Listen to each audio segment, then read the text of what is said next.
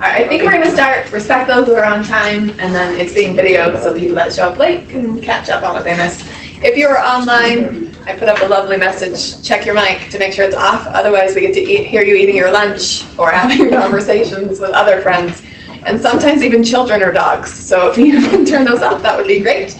And welcome to the kind of information meeting. We wanted to really lay this particular project out from the get-go to explain what it is, what it's not, and then expectations related if you do choose to apply.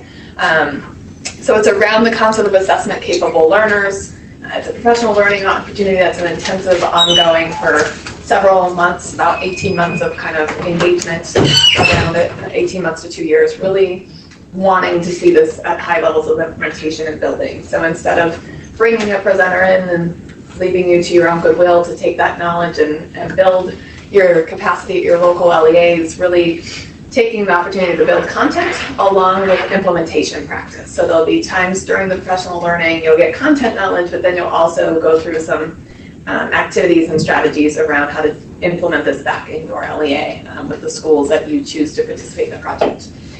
We expect this will kind of be a way to scale, so you might start with 2 or 3 schools or maybe 1, and then as you learn through that practice to be able to then extend it to your larger LEA. You're welcome to scale it faster than that, but from our experience, sometimes that doesn't go well. And it's nice to have the early adopters who are really engaged and ready for the work, and then to take on those that might be like, oh, I want to do that now, instead of trying to convince people to join you. So I've got some colleagues in the room that are going to help facilitate as well, so I want to start there. Jolie Honey is here from STEM areas. Ricky Scott is here from science. He's a happy man. He got his 90-day review today with the science standards from the committee. Just kidding. We're getting closer. One more month. Not fun. Don't get too excited. Right, we're getting closer. Erica Thomas is here, K3 literacy specialist. Next to her is Sarah Whipke, K3 literacy specialist. Yes, there's 2 of them. I need them. Garrett Rose is our secondary ELA specialist. And then I'm trying to see if anyone else from... Okay. Robert's taking a phone call, so you may or may not. So there's a lot of USBE staff. One of the reasons for that is you will have a liaison. One of us will work with your school district for a couple of reasons. One, it'll help us to know who's got expertise in an area, so when people are struggling with implementation in a certain spot, we'll be like, oh, I have a school district that's doing that well, or I have a charter that's figured that out. So we'll have experts and kind of be able to share our capacity amongst the group by having a USBE person involved, so that we can kind of help with implementation, but also know where people are to help kind of cross-pollinate you all as well. So in terms of what developing assessment-capable learners are, we're going to just do a brief overview if you're not too familiar with this concept. There's a handout that I emailed for those of you online, and then those of you in the room, you have an actual physical copy of that. But really the big idea is students knowing where they are in the learning process, what they're supposed to be learning, and how they know they've learned it. So that if I were to go up to a student and ask these 3 questions, what are you learning? Why are you learning it? How will you know you've learned it? They would be able to answer those questions in the way the teacher intended them to be able to answer those questions. And so really knowing what the learning target for instruction is, how they know where they are currently in their learning and understanding, and then ultimately being able to self-assess where they landed at the end of the lesson, the end of the unit, or even middle of the unit to say, this is my level of understanding or competence in this area, to be able to help the teacher move things forward. Online, there's someone possibly having lunch. If you'll go ahead and turn your mic off, that would be great. And then also selecting learning strategies. So as they're engaging in an activity and they're thinking, which learning strategy should I use in this particular one to help? I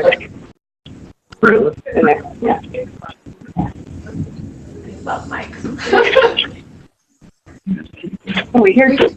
Because it's right here. Oh, it would be unmute, Jerry. Hopefully, I think they got it. Okay. And so those learning strategies, when I'm engaged and I'm stuck, what do I do to get unstuck? And specific strategies that will be learned. The book on the right is one of the main resources we'll use for this project. If you're not familiar with it, it'll be a book we actually purchase for your teams if you are chosen to participate, as well, along with a couple other resources that are coming out, some practitioner guides and some teacher and student guides that are being developed right now. The other kind of parts, just overall, as you look at that template, this has a really high effect size as we look at what we know about the research. Having students who know what they're supposed to be learning, where they are in the learning process, and where they're headed, what they need to do next to continue to learn and advance their understanding has a 1.33 effect size. As we sat down with Nancy Fry and Doug and their team to kind of forward plan this professional learning, we also said, in order for kids to be able to do that, we need teachers who know where they're headed themselves. So you'll see in the scope and sequence of the professional learning, we start with teacher clarity instead of starting with assessment capable learners, because we don't need teachers who kids should be learning where they're headed and what success looks like, to then assess themselves on the learning. Please check your mics if you're online. We have a lot of cut-ins. There's a couple there. No. So when I do it, I'll show you what happens, because we can look real fast, because maybe you have a good strategy, but it does all this funkiness. I can't really tell whose mic it is. You'll see it flashing. The person who's making noises, it's like right now. But I also think you click on it, you can just automatically, usually there's a place, oh wow, that's really. Oh yeah, it's fun. That's why I don't show the screen to the public. But when I try and click on it, Jerry's going I like your geometric. right? I don't know why it does that, so it's just here. So in terms of what visible learning practices are embedded within this work, these are kind of the high leverage practices that you'll see if you choose to engage in assessment capable learners that will be integrated into the learning. So really looking at teacher clarity, we'll actually spend 2 full sessions on teacher clarity and how to develop that. That'll be your first learning cycle and implementation. Is we need teachers who can communicate to their kids what they're learning, how they know they've learned it, and then to be able to really know what success looks like. And in a lot of the classrooms we visit, that is definitely not happening, or at least could be done in a higher level way. So teacher clarity will be the starting point. That will be the first kind of stage of implementation. And then these other teacher expectations, like the belief in students, will definitely be part of it. Appropriate challenge, self-reported grades comes into the self-assessment piece of having kids know where they are and kind of reflecting on that. Student expectations of their own learning, that's definitely involved in the ACL components. Goal setting and feedback. So all of those are high leverage practices that you'll see embedded in the professional learning opportunity. In terms of just what this is going to look like, we're partnering with Corwin to bring in Nancy Fry, Doug Fisher, and colleagues to do the actual content development with the participating LEAs, and just kind of offering the sustained PD, and we'll kind of go over the dates and what that looks like. But it'll have content, and then it'll have implementation planning time. We don't expect the implementation planning time to be sufficient for your LEA to just be able to walk away at the end of the content day. But at least some strategies, templates, ideas of how to move the work forward. So you've got some guiding work, and then your team can meet additionally to really flesh that out. There will be data collection and progress monitoring of your implementation efforts for a couple of reasons. One, you want to know where your teachers are. So the initial institute on the 31st, you'll actually get a template to go out and do some baseline data collection in the schools that you're planning on implementing this in, so that you know where you're starting from. One, the best thing about that is it's kind of like benchmarking. Here's where they started, here's where they ended. You can see that growth over time if you have a tool that we can use throughout. It'll allow you to progress monitor your implementation efforts. It'll also be helpful for us at USB working with the Corwin consultants to say, how do we shift the professional learning based on what we're seeing in terms of implementation? Where can we maybe go faster? Where can we skip because that's going really well in schools? Or where do we need to go deeper than we thought we might need to? So kind of a needs assessment at the same time. It's meant to be a systems level approach. So we are expecting district office personnel to be engaged in the team, as well as the schools that you expect to participate in the implementation. So that's district and charter administration. We're highly expecting the curriculum director or designee, someone at that level, because we want this to be sustainable and systemic. And that curriculum director might be the person for that, or they can designate someone that they think would have a similar ability, as well as content specialists in your district or charter, people that are content specialists to kind of build their capacity so that over time you can scale this as you choose into more schools, but you need more people to be able to kind of build that capacity. And then the schools that you want to engage, we expect the building leader to be part of the team. The principals need to be involved because, as you've seen with any initiative, when your principals are on board and willing to lead that work, you have a much more highly effective implementation than when the leaders are kind of catching up on the work or not as supportive. And then we do suggest the instructional coach, if you have one in the buildings, that they'll be in, because that person can then help facilitate the teacher development as well as kind of that ongoing professional learning. So that's kind of just a little basic overview. We'll dig a little bit more into the team here in a minute. At this point, team from USB, anything to add that I haven't said that you're like critical? Okay. So in terms of desired outcomes, these are kind of our desired outcomes as the state office of what we hope that the opportunity will provide. So creating systems to develop. No one needs to hear my voice that way.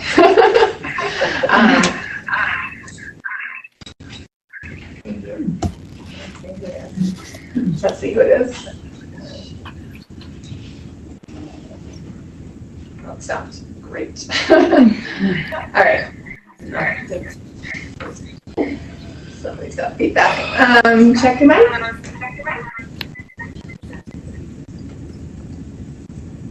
Right. Hopefully that works. Hope. We've got feedback here from some of these speakers replaying my lovely voice, so if you can just check and see. It looks like the only person without a mic off, potentially, Judy, not to call you out, but you're the only one that doesn't have a red X next to you, so if you'll check your mic, that'd be great. All right, so back to desired outcomes, really to create the systems through what we provide for you all and get feedback on as we go along from you. To develop your administrators, your teachers, and your students' capacity to advance their abilities to monitor and measure student learning. Particularly in the teacher abilities will come around the learning intentions and success criteria and feedback their opportunities for helping students know where they are, where they're headed, where the students' abilities to monitor their own and measure their own learning and being able to reflect on that either from peer-to-peer, self-assessment, or between teacher and student. So really looking at goal setting, selecting appropriate learning strategies, and getting them engaged in self-assessment, using what those learning intentions and success criteria by the teacher are. Those are kind of the big outcomes for this. In terms of the instructional leadership team is what we're calling the team that will come to the actual professional learning sessions. Kind of reiterating what I said around the recommended instructional participants, curriculum director or designee, someone at that level of capacity to help move a system, whether that's one or two schools or your charter and it's your whole school. Building administrators for each assessment capable learner school. So if you're going to engage schools in doing this, we want the building principal there because they're building their knowledge will help to build the capacity in their school. Content specialists as you see appropriate. As we went out, Nancy, I met with Nancy and really worked out the plan. Jolie, myself, Ricky, and Erica were able to attend that. We brought diverse representation from a content perspective, knowing that what this is not an ELA initiative. It's not a math initiative. It's not a science initiative. This is just good teaching practice. But that way we can definitely take our own lenses and bring some diverse thinking to it. And then the instructional coach, we just think that'd be a great support for the principal and able to kind of enacting these if you have a coach in your system. And then teacher leaders as you see fit. Your team can only be so large, so we're expecting more of a building capacity model where we build capacity at the professional learning sessions, and then you have a system for building capacity at the local level.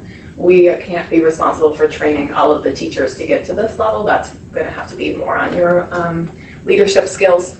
So thinking about your models, some of you have like building leadership teams, for example. So you might have that building leadership, that's the principal, the coach, and some teacher leaders that you then go back and facilitate similar professional learning with to disseminate it further down and engage them in the process. Thinking through that, as part of the application, you'll have to describe what is your dissemination strategy, and we'll get into that here in a moment, but just thinking how do we take knowledge from a few and expand it to many. Ultimately. So the size of your LEA will determine your team size. If we need some flexibility in that, you can definitely reach out and have some conversations with myself, Jolie or Ricky or Erica, as we kind of are leading the work, but there's a lot of USB staff that will be supporting the work. So in terms of small to medium or small size is 1,500 or less students in your LEA. And then that's a team of 4 to 6, and medium to large, basically if you have more than 1,500 kids, you can have 8 to 12 people. considering the required people are definitely your curriculum director or designee, and the building administrator for any school that you're planning on putting this into. Leadership matters, we know that from research, but also from practice. So it's kind of thinking about making sure your leaders are on board. In the application, if you've reviewed it in advance, there's a number of assurances. So we're just going to go through and make sure those are clear. Oftentimes when we write things, they're not as direct as they could be. So the first one is that your instructional leadership team, that 4 to 6 people or 8 to 12 people, all attend each of the professional learning sessions. This is not, well, those 6 can't come or those 3 have a different thing. Like, this has to be a priority for your LEA. And so if you're going to participate, that those would be really protected days, kind of like we protect literacy time in schools, protecting that time and those days of professional learning, because otherwise your capacity is going to be hindered in your ability to kind of lead the work. So the first session starts soon. That's why we're kind of on fast pace of having you all come together. January 31st. And that will be the overview of assessment capable learners. What is this? What is the concept? What are we really getting into? Hopefully you have some context. That's why you're here today. And then a couple weeks after that, at the first session, you'll do your baseline data. We'll give you the tools. We'll explain how to go out and orchestrate that, what that will look like. And then you'll have the couple weeks in between sessions to actually go out and do that baseline data. We're going to try and make it as least time consuming as we can, because we know you're busy professionals. So to keep that in mind, you'll probably want a date, if you do get accepted, between the 31st and the 15th to go out and collect that baseline data. And then you'll come for your first professional learning session on teacher clarity. And we'll work through some modules February 15th. And that particular session, you'll get content, planning time, content, planning time, content, planning time. So it'll go that way all throughout the day. So for the overview of assessment capable learners, it'll be content in the morning and more work time in the afternoon. But for some of the other sessions, it'll kind of, the work time will be built in throughout the day. Then in April, we'll have you come back for Teacher Clarity Part 2. In the interim between February 15th and April 30th is you starting to think about your implementation plans for Teacher Clarity. What does that look like in your LEA? How will we roll that out? Is it something we're going to wait till September or summer professional learning to roll out? Is it something we're going to start now, really thinking about your own systems and structures that make sense? We'll give you the kind of over the summer just to keep implementation and your plans kind of moving forward. We'll bring everyone back in September for a half-day session around problem solving, around implementation. So you've had some time to do some work. We will have heard from you, having worked with you as a USBA liaison, and we'll plan some content that makes sense for addressing the common problems across, but also have some unique opportunities where, Ogden's rocking this part. We have 6 LEAs that are really struggling and have asked for support in that. Having some experts that are kind of having success to be able to share their success stories as well. And so we'll kind of morph that as we see the need based on the first few sessions.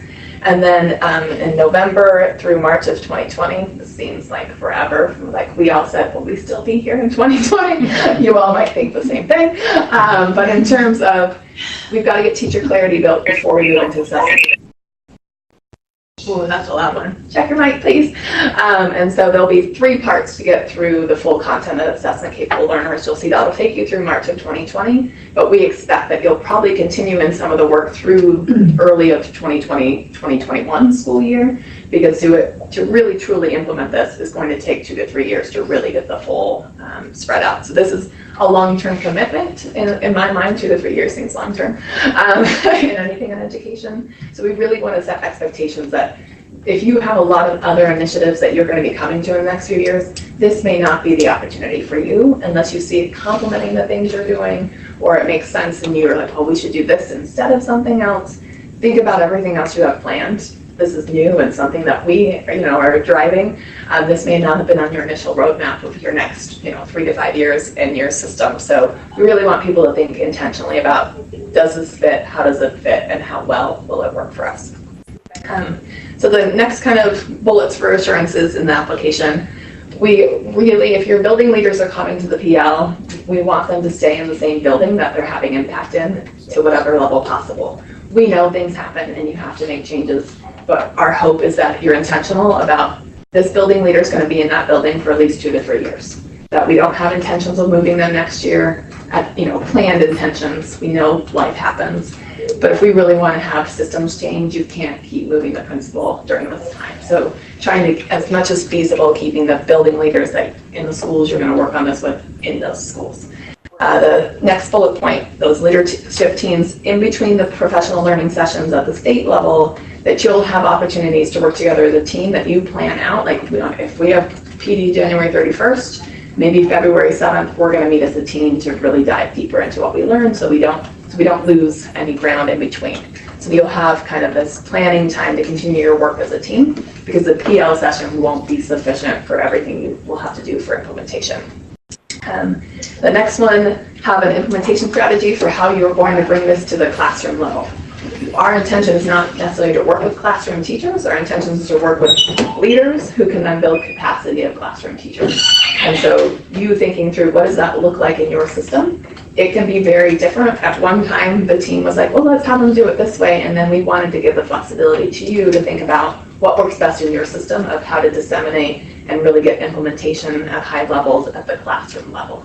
Because that's ultimately where this work will have to occur. So thinking through that is part of the application. You'll have to describe what that strategy looks like. And then evidence of implementation will be collected and shared at the learning session. So there'll be an expectation each time you come of kind of a status report or that baseline data collection throughout to really show levels of implementation, how it's moving, and what you've done action-wise to continue the work. Assurances, there's a participant cost of $100 per person. It's really mostly to cover food and some of the resources. Most of the resources will be funded through the state office. Substitute reimbursement will be provided if you do have teachers that need to attend and you need subs for them. Breakfast, lunch, and snacks will be provided. Professional learning materials, so like I said, we'll have some of the books available for your team. One of the things to consider in your financial resources is you may want to purchase those books for the schools that you're working at, so we won't be purchasing those. That's something to keep in mind. If you find them valuable and you think your teachers need to do a book study or have access to those, it may be a cost that you're going to need to kind of foreshadow in advance. And then data collection tools. We'll provide you with different tools and mechanisms to collect the data on implementation so that you'll have that constant feedback. The last one on here is agree to serve as a future host site and in an advisory capacity for future cohorts. So you guys would be considered cohort 1 if you choose to participate and get accepted. But we are hopeful to have more than one cohort year going. So we might start our next cohort year once this one kind of gets kicked off. And as such, once we have host sites that are having some implementation in place that people could go visit to see it in action, to see how it looks in classrooms. So we have kind of those host site areas and advisory, like we're really challenged by this. Oh, Washington Elementary really rocked that. Let me send you over there to kind of see how they did it and counsel with their principal and how that worked out. So just being willing to kind of be the leaders of this project in the long term as well. And then this particular piece is important. Your superintendent or board chair or designee, depending on if you're a charter or an LEA, is going to have to sign off, submitting that they commit to extending resources, both human and financial resources, to the project, so that they know what they're getting into, or at least are pretending they know what they're getting into with that signature. So make sure with your application due dates that you give your superintendent enough time to sign that application. I know that was always a challenge when I worked in school districts. Getting one signature can kill it some days, so just keep that in mind as you guys plan forward.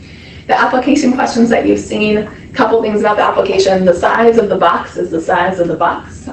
You're not meant to go longer than that. So if you do, we'll just reject your application. You can't follow directions. It makes me worry. So there's a sheet that's very important in there. Only has like 4 things on it, but it says, keep it at this size, this font, don't make the box bigger. We're super serious about it. We need a consistency, but we also only have so much time as you do. Be concise and direct with what you're going to do. Hopefully that also eases your burden. Like, I'm not expecting a 15-page research report. Really just succinctly, what are you planning on doing? So the first question, describe how your LEA will implement your learning to create change in the classroom. Practice at scale. So what is your dissemination strategy? How are you going to take it from your leadership team to classroom level? So what does that look like? The second one, how does this initiative align or complement other initiatives in your LEA? We're trying to see, is this already something you're working on? We would love to support people already kind of in this direction. Is this something new, but you also have been working maybe on the learning intentions and this would just kind of reinforce? Or is this something that's separate but makes sense, or totally separate but you're like, it still makes sense within what you kind of have going on? The third bullet's really for us to kind of consider, how many other initiatives do you have coming in the next few years? is this going to be too much and too burdensome? Personal reflection as you answer that question, but also will help give us some insights on is this sustainable within your LEA? I mean, it sounds really good right now, but we've got the math rollout, we've got new science, and we've got a lot coming just out of our agency, let alone the stuff you prioritize. So the fourth one, what financial and human resources are available to support implementation of this work? Some of you may have to send people up to travel up here. Do you have money to be able to afford lodging, those types of things? Always things like mileage, things to consider. We have some funds to help with that if that is needed. So you can put that in your application. We would need this kind of support, and we can consider that given our amount of funds that we have dedicated for that. So it's not a huge pot, but it could be enough to support. And then who will make up your instructional leadership team? There is a table in there that has like name, role, and their signature that you actually have to get them to sign off that they will participate. And they understand that those dates are the dates they are guaranteed to be there. That's that kind of thing. So we want people to know that when you sign them up on a team, that they actually know that they're on this team in advance of you getting accepted. So that part should actually be somewhat easy in terms of collecting. It's not a difficult question. It's just making more for awareness that there will be some time and effort dedicated to this project long term. And application dates, we released the application last Friday, and then today is the meeting. Applications are January 8th. I know it's the holidays. I'm hopeful that it's calm in your offices as much as it can be. But because there's only 5 questions and really only 4 text questions, I don't think it's daunting to get it done in that amount of time. We'll have it closed at 5 p.m. So if it's 5:01, our rules are, so sorry, we apologize, but 5 o'clock it is. And then we will let you know by the end of that week, by January 11th. So we're reviewing applications on the 9th. And our anticipated is at least by the 11th, we should be able to let you know who's been accepted. And I think that is it. So, any questions at this time? That is the end of content for our group. Let me ask you, SBE, anything I missed that is? You did not miss anything. I thought that was awesome, but I do just want to take just one moment to reiterate when the conversation about what are our own things that we have going on in our LEAs, because you might be asking yourself, so what do I say no to if I say yes to this? And I'm not trying to, well, no, that's not true. I am totally advocating for this. So let me share that what I love about this is that that we are in this for students, and it's about students. And so even though the focus is on teacher clarity, it's so that we can help our teachers be more successful with communicating and identifying what's going on with students. So as you're thinking about that, I think in some ways it's also like, how does that align with what you're already doing? Because I'm sure that is exactly the work that you have going on in what you have going on. That was all great until I said going on twice in like one phrase. You flowed pretty well. All right, questions from either online participants, I can look at the chat box, or people in the room, you can just ask questions as needed. So I'm going to pull up the chat. I'm wondering about the numbers that were up for the LEAs. So It's 4 and 6 and 8 and 12. That part? The meeting. yeah. Team size. So that which was correlated to the number of students. So like within Salt Lake City, it looks like East High School would itself be a large LEA. Would we be able to apply within Salt Lake City as a district if we want to team? build capacity at the district level to expand it beyond 1 or 2 schools. Ultimately, over time, the district is going to be involved, and Right. Yeah, with district people. yeah.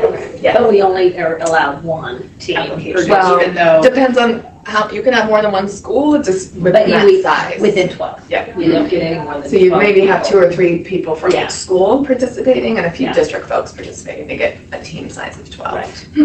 Yeah, and it's more about, we want to build as many people's capacity, and building too many people in one school won't help build your whole system.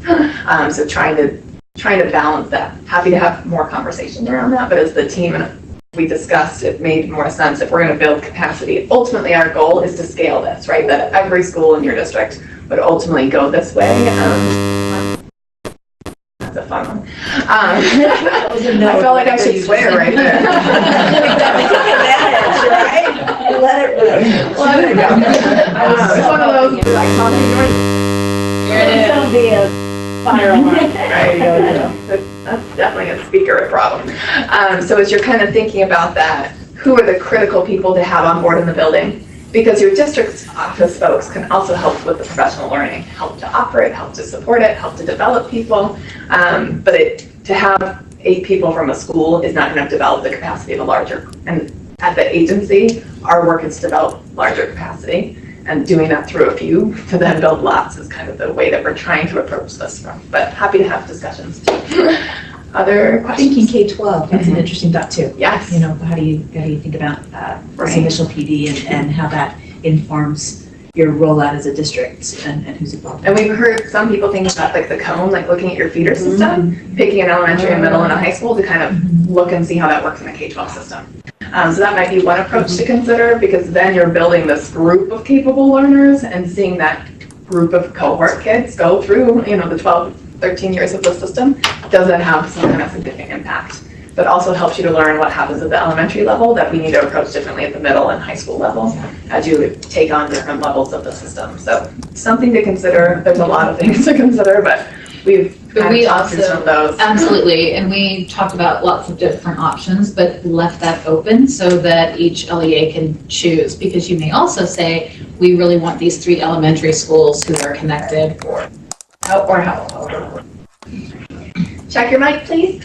And what else? My question is, how many LEAs would be? So we're anticipating 10 to 12 is what we can support, and we only have, I want to say about 15 to 20 that are put in as interested. So it's not, you're not in super competition, but there is some competition.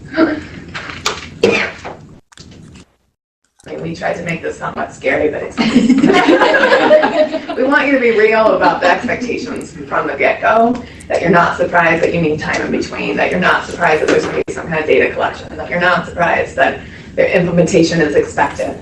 This is our way of moving past sit and get. You're going to sit and get, but then you're going to act at the same time. And so content delivery is one thing that we've done in the past. I know I've led many, PDs that people come and give us a bunch of stuff and we hope someone does something with it. The hope is much more, I wouldn't say forced, but orchestrated this time in terms of implementation happening. You've all been through this in professional learning. It's like we sit a bunch of people in a room and go, knowledge built. Knowledge is built somewhere, but it doesn't always leave to someone else. Okay, are Fisher and Pride going to be in our buildings? So in terms of visits, potentially we have it in the contract that they might do some site visits. They will be the presenters of the content for the PLs. So you'll at least get to deal with them in the content delivery, as well as they'll come around and support with questions and implementation. They've been doing this work in a lot of LEAs in California, so they know some of the challenges in advance, which will be nice. They can already shoot you through and prevent you on some of the predictable failures that come with doing this kind of work, because they've been doing it already, which is always nice to have experts in that way. But you all will become the experts, so that's that advisory capacity down the line. Yeah. Just thinking about it, taking this back to higher district people, is there any way? This will be recorded, and I will probably release it early next week. Jerry's got the board meetings too, so that the PowerPoint, I can send it right now. That would be great. I can do that, and then the recording, you can do the content. Perfect. But the PowerPoint would be. Okay, and I will send out the recording in case you need it, but I'll send out the PowerPoint to the people that signed up on the Google Drive right after this, just to get that out to you. Absolutely. I might have to put it somewhere depending on the size of it, but we'll figure it out. You might get a link. Melissa, you don't need the background noise. Still honking. See what I can do about that. One question that we have is, I know you have your literacy specialist and your literacy team and content specialists here. Is the assessment department involved at all? Yes, so Kim Rathke, Sid Carter, some of the others, and some of them will also be part of this. To us, it makes sense to have assessment and teaching and learning it's really a shared aspect. So they are on the committee, they're just not here today. Fridays are a different day for them. They have. So, yeah, good question. We need to show unification too. So. Just checking the ones. They asked if there's how many large and small LEAs. It really, if we have a bunch of smalls that apply, we can take more smalls than we can just because of the quantity of people. We might be able to get 15 LEAs if we have 8 that are small that apply. It's really, our capacity is around 150 people. So it just depends on how many small versus large LEAs apply in terms of quantity. We're anticipating 10 to 12, just given looking at who's kind of already put in interest. But yeah, it really depends on the size of the school districts and charters that apply. Because a charter is, and if they only bring 4 people, and then Salt Lake wants to bring 12, well, there's 16, we still have another 134 to go. So that, I hope that kind of makes a little bit of sense and answers the question online. All right, and if you do need help with travel, like lodging or mileage, you definitely put that in your application so we can consider that. We can always accept you and say, we can give you this much in comparison to what you need, at least get you an idea. We do have some funds available for supporting people in getting here. So if you're coming from a farther area, keep that in mind. Don't give up just because you can't cover all the costs. There's obviously going to be costs when you go do PD at your local level, so consider all of the layers. Like, you're going to come to PL, but then you have to do something with that PL with your local people, and that might be, they need subs to come get PL, and so financially there might be some investment on your side as well. Okay, I don't see any other questions online. Any final questions in the room? Okay, and you're just emailing these to me by that date, but a team from assessment and teaching and learning will be reviewing these on the 9th. So there's a good group of us that will be looking at them. So, to share space, I'm just the collector. I will take the mass email, so it looks like I do a lot of work around here. When they look at the counts, it's all good. All right, thank you for coming in today. We knew this would be a short meeting, so I will send out the PowerPoint in just a second. We'll do this.